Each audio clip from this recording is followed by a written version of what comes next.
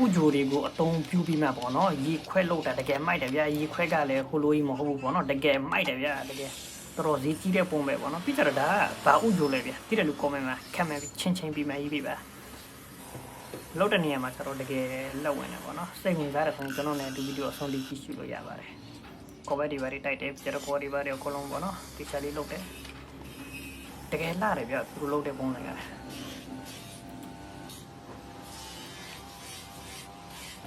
ပုံထွက်လာပြီပေါ့နော်ဒီမှာကြည့်ပါတော်တော်ဈေးကြီးတဲ့ထင်တယ်ပေါ့နော်ကြည့်ရတာ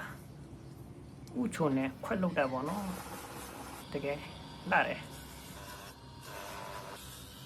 အလကားပြစ်မဲ့အစားပေါ့နော်ဒီလိုပုံကြောပစ္စည်းလေးတွေလုပ်လို့ရပါတယ်အလားပစ္စည်းပေါ့နော်အလားမဟုတ်ဘူးဗျာ use လုပ်လည်းရပါတယ်တကယ်ကောင်းတဲ့ idea ဖြစ်ပါတယ်ဗျာဝါဝါဒီမှာကြည့်ပါအလားလေးမိုက်တယ်နော်